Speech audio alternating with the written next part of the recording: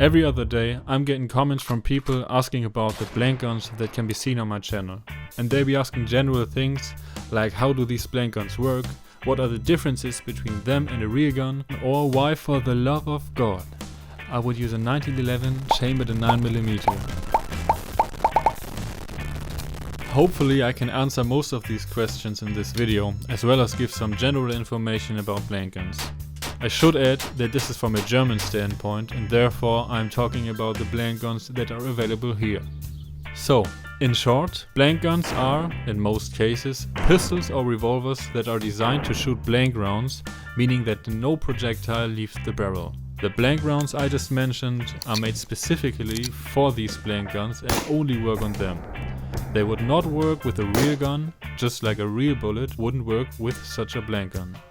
And of course there exist blanks for real guns as well, but those aren't the topic of today's video. Before I go more into detail about the construction and the differences to a normal gun, I quickly wanted to mention some of the different purposes of these blank guns. And there are quite a few, ranging from them being used as prop guns for movies, for scaring away unwanted animals from crops, for the starting shot at races, for firing firework ammunition on New Year's Eve, as a training tool, just for the sake of collecting them, or even for self-defense. Yeah, you heard that right, even for self-defense. It must be funny for an American to hear that a few people in Europe use pistols for self-defense that aren't actually capable of shooting a projectile. If blank guns are a good option for self-defense is a whole nother topic that I won't answer in today's video, but if y'all are interested in something like that, I could talk about it in the future. Let me know in the comments. Let's get into what makes blank guns different from real firearms. We'll work our way from the outside to the inside and finish with the bullets. There are three general things I want to get out of the way. First is the case or box that pistols come in. Blank guns usually come in one of these cases. They aren't bad, but the cases of real pistols can be of much higher quality.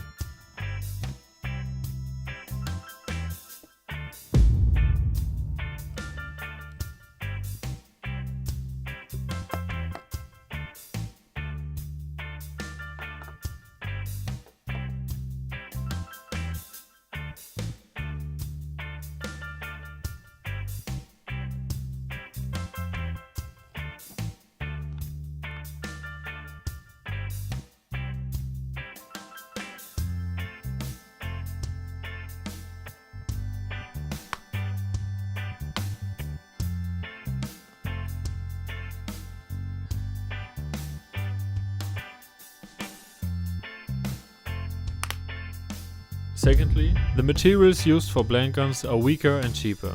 Polymer stays polymer, but instead of using steel, blank guns are made out of a zinc die cast. Only some small parts are made out of steel. On some models more parts than on others. That brings us to the third point, the price. With 150 to 200 euros, blank guns are much cheaper.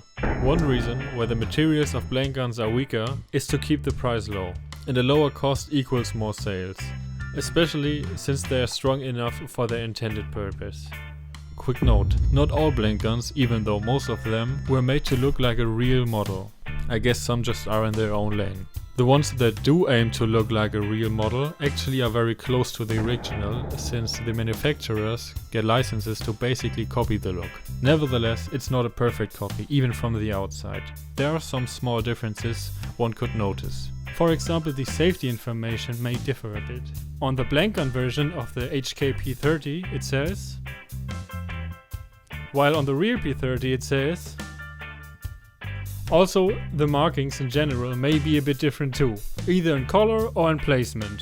On the blank guns there may be some markings missing, while others are there even though they aren't on the original version. Also, the sights of most blank guns aren't colored as well. On some newer models, like the Glock for example, the sights are colored, but as mentioned on most, like on this P99, they aren't. Besides markings and things of that nature being a bit different in color or placement, they are in most cases lasered onto the slide instead of being engraved like they are on the original version. Also, things like the stippling pattern may be different. Function-wise, on the outside we have the slide and mag release. While they are ambidextrous or interchangeable on some blank guns, there aren't in most cases, even if the original has that feature. In those cases, the slide release on the right side is often part of the mold of the frame and is therefore also made of polymer and is not working. Speaking of that, also the sides aren't adjustable or interchangeable either. Instead, they are part of the slide. Last thing we can notice from the outside, which is also very characteristic for blank guns, is the barrel, or to be more specific, what is inside of it. This blockage goes through the whole barrel and ensures that basically nothing but hot gases pass through. It is made out of steel, while the barrel itself is made out of zinc. This is to prevent people from drilling it free, and also because it's quite the important part of a blank gun that has to withstand a lot of pressure. These blockages can vary as well. Some are formed like a Mercedes star and others are more or less straight, but they all achieve the same goal. Now, when it comes to taking apart a blank gun, you can see that this whole process works different as well. This obviously is a bit different from one model to another, but in most cases you have to pull the slide back and up after removing a pin or something alike. On the rear guns, the slide has to be moved forward to take it off, at least in most cases, as far as I am concerned. Next thing that stands out is how the barrel and the chamber are one with the frame, instead of them being separate pieces. Therefore the cycling process is a bit different than on the original. Also, modern handguns have different safety features in the slide to ensure that a shot only goes off when it is 100% intended to. Blank guns don't have these features. As mentioned, most of the internals are made out of zinc as well.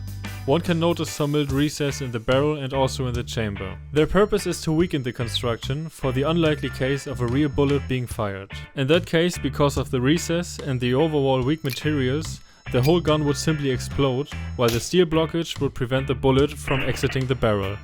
But there are more reasons why loading a real bullet into the chamber wouldn't work in the first place. There are a few different calibers for blank guns, but the most common by far is 9mm PAK. PAK or PAK stands for Pistole Automatic Knall. Other names for this caliber are as follows.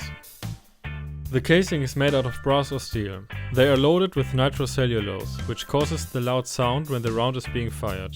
At some point some of the rounds were even filled with black powder, but due to the black powder being too aggressive on the materials of the blank gun itself, that is a thing of the past. The contents are topped off by this plastic part, which opens up when the round is fired. There also exist rounds that are filled with different contents that lead to a brighter or louder flash. And then there are even self-defense rounds filled with irritant gas or with pepper. The casing has a diameter of 9mm. On a real 9mm round, the bullet itself has a diameter of 9mm, while the casing is a bit bigger. And for that reason, the magazine of blank guns are not interchangeable with the ones of real pistols. Throughout the video I implied that the pressure created when shooting a real 9mm bullet is much higher, and therefore the felt recoil is much higher as well. More pressure also equals a louder sound when firing a bullet. But what also adds to a real 9mm bullet being much louder than the one of a blank gun is that the bullet breaks the sound barrier after leaving the barrel and thus creates a loud sound. I hope now some people can forgive me for having a 1911 that is not chambered in God's caliber. Better to have a 1911 chambered in 9mm than no 1911 at all, right?